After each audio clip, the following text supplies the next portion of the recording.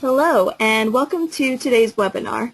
My name is Jacqueline Dorsey of Lean Frontiers, and I'll serve as your host today. I'm excited to bring to you today a short webinar on the Improvement Kata and Coaching Kata, facilitated by one of North America's most experienced facilitators, Beth Carrington. So for now, let me turn things over to Beth. Thank you, Jacqueline. Good afternoon, everyone, or maybe I should say good morning if you're on the West Coast. I'm here to talk today about the Improvement Kata, Coaching Kata, and specifically their role in a lean enterprise. A subtitle for this event or this topic might be Meeting Challenges by Teaching a Creative Process. And it's based on the book written by Mike Rother under the title Toyota Kata. Mike did many years of research. He's been a long-time researcher of Toyota. And this book is based on his latest research of not the visible aspects of lean, but more specifically those less visible aspects, specifically the managing people for improvement, adaptiveness, and superior results. So with that, let me just explain a little bit more deeply what we're talking about today. Most lean practitioners or experts focus on the visible tools of lean, right? The lean solutions. It may be the Kanbans, the 5S, the quick changeover, the visual we would call artifacts of the less visible aspects of lean. Right? So these are the tools that you would implement to improve quality, improve cost, improve delivery, safety, morale, those types of typical tools that you can find in the typical lean toolbox. But really what we believe is those are really just artifacts of this less visible aspect. And the less visible aspect is the fundamental way of thinking and acting based on the scientific method. And it's really the way in which the visible tools were developed. So with that said, today I'm going to focus on that less visible aspect of lean.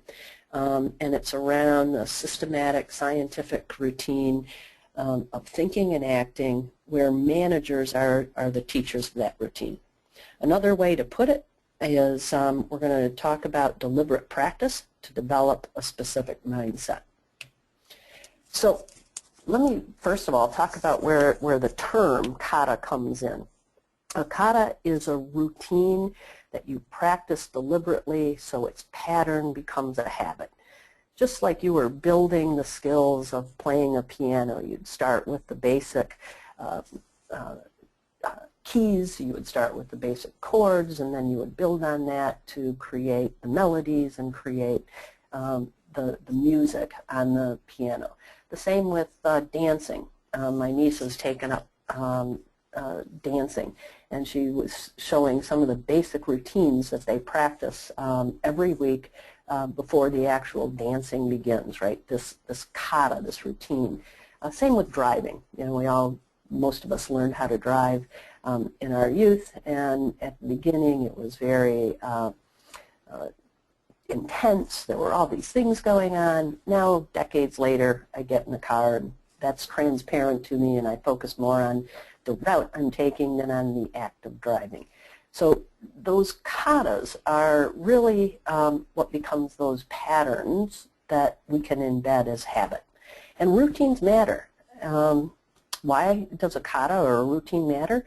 Well, it models a way of thinking and acting so other people can learn it and use it. Another way to say this is it's actually operationalizing a way of thinking and acting. And that makes it a way of becoming a skill that can be transferred to others, and it helps others develop a very specific mindset. So there are 5 routines or kata embedded in the Improvement Kata and the Coaching Kata, as outlined in the book Toyota Kata. The Improvement Kata is made up of 4 basic routines. First, you grasp the direction, the long-term direction, vision, and challenge or breakthrough objective you're striving to achieve. Next, you grasp the current condition as it relates to that direction or breakthrough strategy you're striving to achieve. Then you next establish a target condition, a closer in set of objectives, i.e. outcomes and process metrics, but also embedded in that target condition is a desired pattern of work.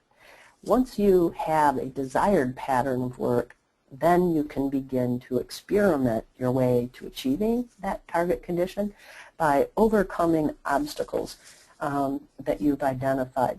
Asking and answering the question, what obstacles do you think are preventing you from achieving that target condition?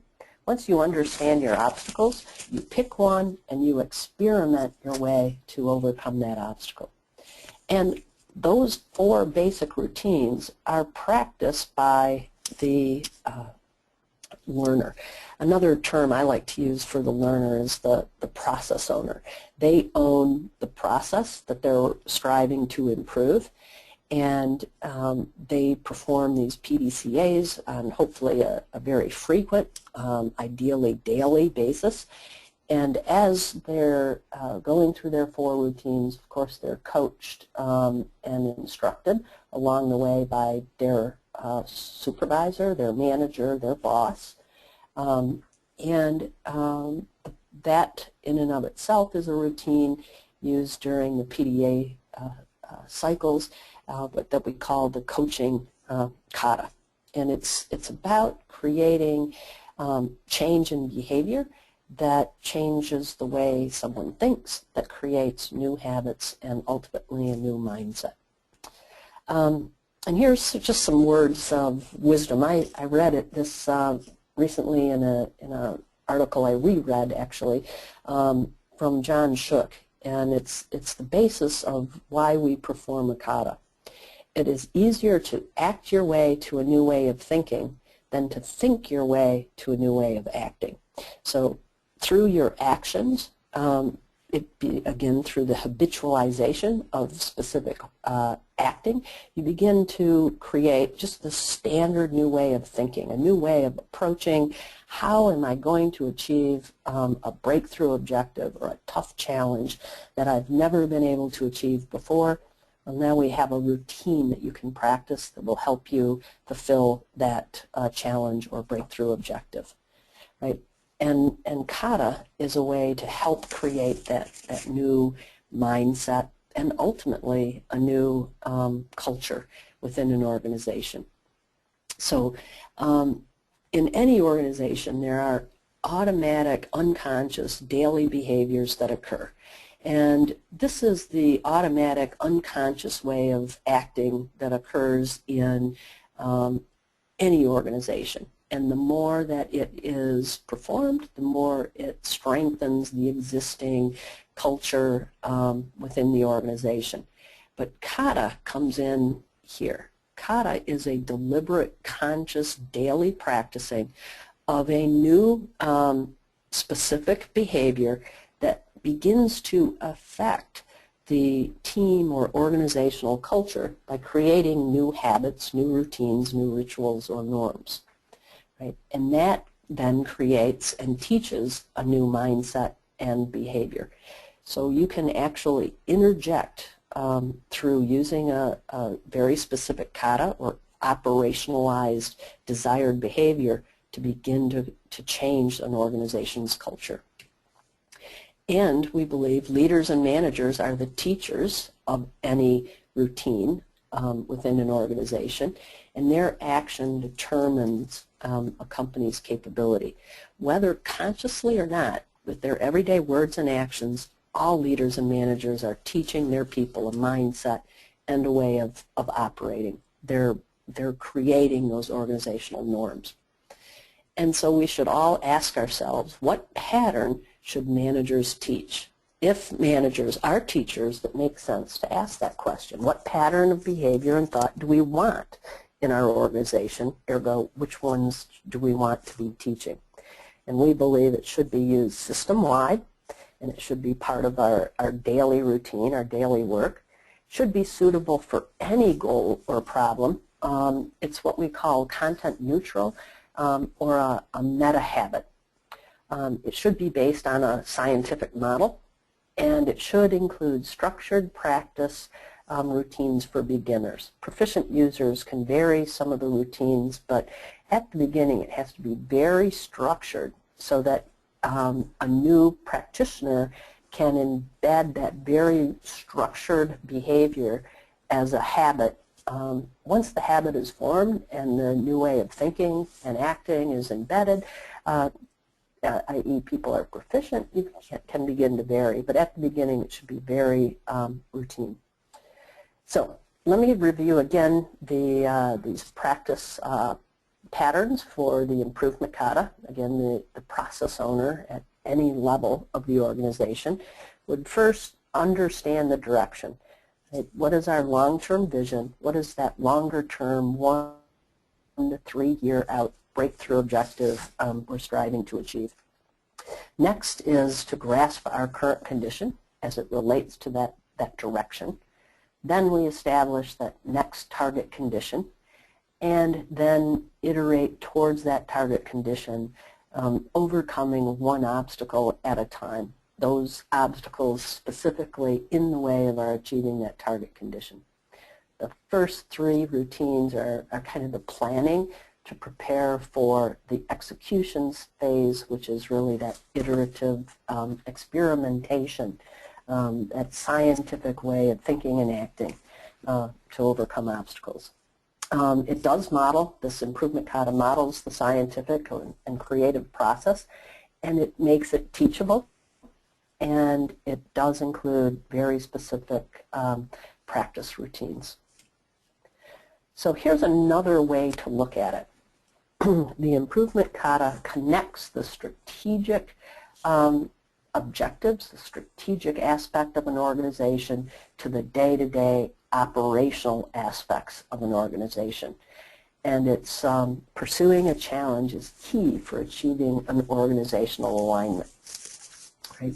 So we start over here in this role of the leader, establishing the direction we believe is part of leadership. Concentrating on strategic vision and setting challenges and ensuring managers teach the improvement kata pattern.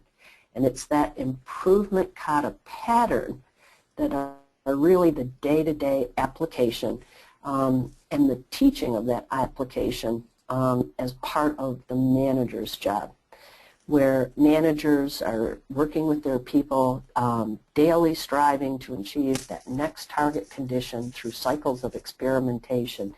And then each target condition, once achieved, there's a next target condition and a next target condition on our way to achieving those very specific and longer-term objectives the organization's leadership has presented. Then we talk about another practice pattern, which is the coaching kata, a routine for teaching the improvement kata. The coaching kata is a coaching pattern to help you teach the improvement kata thinking and acting. The coaching kata gives managers a standardized approach to facilitate the improvement kata skill development in daily work. Right? Together, the improvement kata and coaching kata comprise a real system of management. Right? And again, each one of these coaches in music, in sports, in martial arts, we accept the role of the coach very willingly in these aspects of life, but we typically find managers and leaders are less likely to apply coaching of their people in terms of behavior and skill development. We tend to, as managers, get into more implementation mode and less people development mode. And the improvement kata, coaching kata, is more about a system of management, developing people's capacity and skill in problem solving, and striving and achieving tough challenges, new levels of performance they've never been able to achieve before. And the routine that a coach uses is just asking these 5 questions at each plan, do, check, act cycle along the way. So the coach, with their process owner, their learner, the coach would ask very specific categories of questions. The first one is, what is the target condition? Right? Between our current condition and our target condition, there's a gap. And we want to first talk about that gap. So we start with a conversation about what is the target condition? What are we striving to achieve? When are we expecting to be there? What outcome metrics are we striving to achieve? What process metric are we striving to achieve? And what pattern of work are we striving for that will give us those results in terms of outcome and process metrics? So we have a conversation about what we're striving for. The next question the coach would lead into is, what's our actual condition now? As the learner does their plan, do, check, act cycles, their various experiments, the target condition is constantly moving. So we want to ground ourselves with, the current condition is constantly moving. So we want to ground ourselves in what is our actual condition now. So we have a conversation around our actual condition. Then the question is, what obstacles do you think are preventing you from reaching that target condition? And the learner would list out the various obstacles that they perceive as preventing them from performing in the conditions defined under the target condition. And then the coach asks, which one are you addressing now? So the learner picks the one obstacle they're going to experiment to eliminate and overcome. And the question there is, what is your next step? You know, what's your next PDCA cycle? Or another way to phrase that is, what is your experiment? What are you going to experiment with to help you overcome that obstacle? And then when can we go and see what we've learned from taking that step? And those 5 categories of questions are repeated every step of the way. There's typically a reflection on the last step taken, and specifically around what did they learn from that last step, ergo how is that helping them develop what their next step will be. So there's some reflection built into that kata as well. Again, the coaching role is the role of the manager, the learner is the role of the process owner, and the learner focuses on applying the improvement kata pattern towards a very specific objective, and the coach is there to give procedural guidance to help develop the learner's improvement kata skill. And to be a good coach, you really have to be able to do it before you can teach it. So there's a progression every manager needs to go through where they're actually first aware of the behavior, the kata, the routine, then they're able to do it, and that means it's embedded as a habit, and then they're able to teach it. And in that way, they're able to actually perform the 1, 2, 3 of coaching, which is see, compare what you've seen with your desired pattern, and then course correct or instruct. And this, at the end of the day, is all about creating a mindset. And the mindset is the basis of the organization culture. The mindset is that subconscious, habitual way of thinking and feeling learned via successes and failures. It's the lens through which we view our world. And those mindsets just validate and create very specific behavioral patterns. And if you want to change an organization's culture, you have to change its mindset. And we're striving all the time to help people uncover where their fixed mindset might exist. It's called the zone of apparent certainty. It's where most of us reside. It's the typical comfort zone for most people.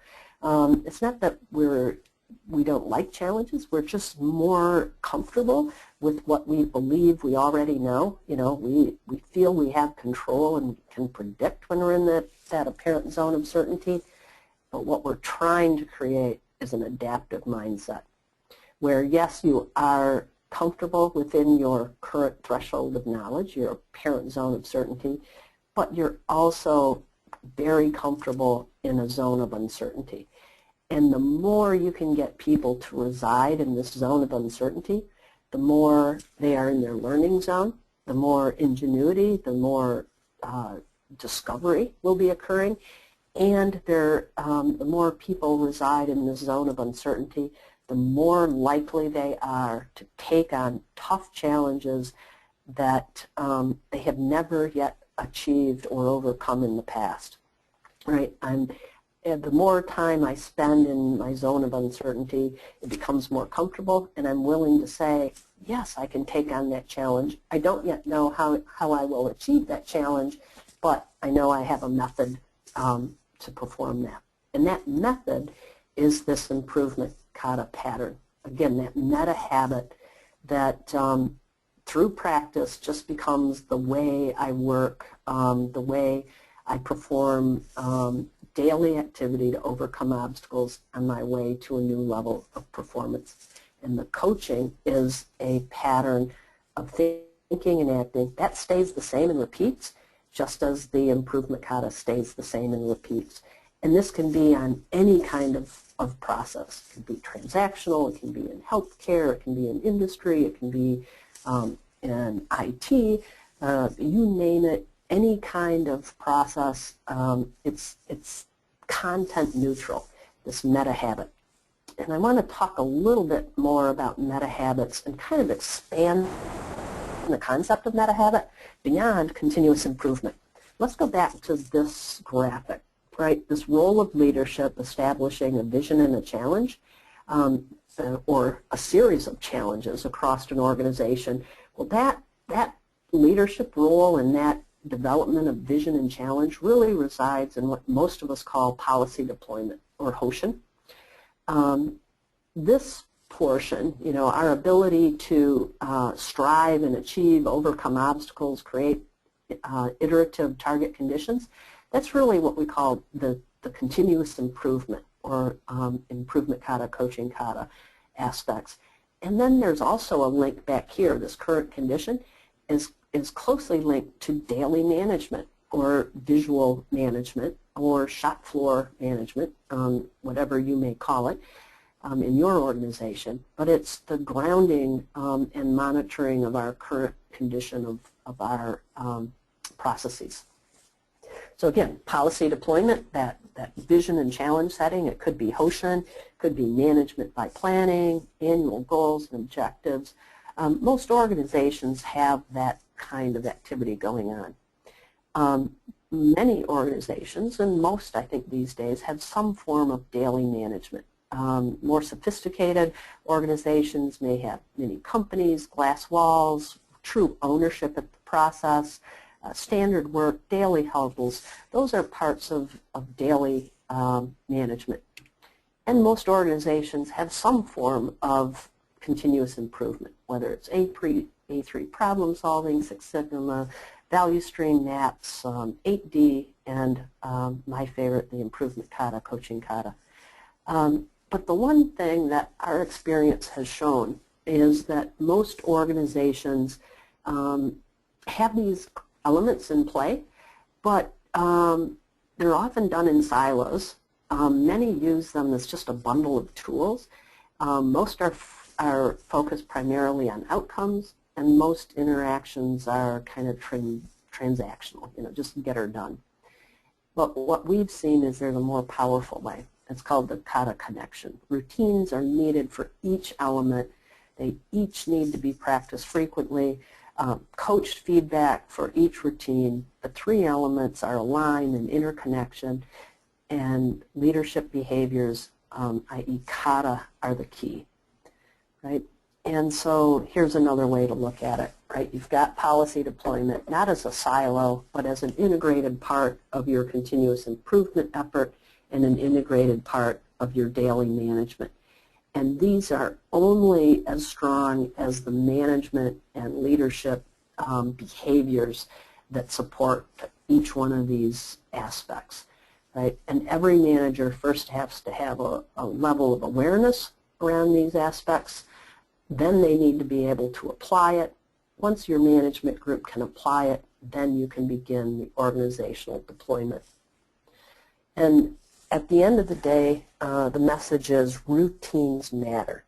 You can decide the routines you want to become your organizational norms.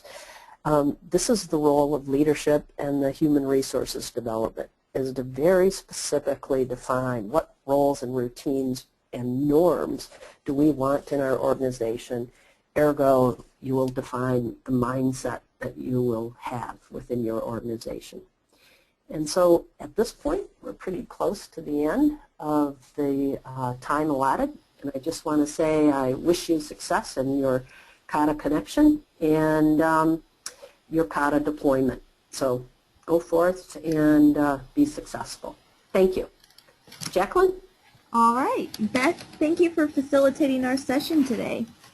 As mentioned previously, today's webinar is being recorded.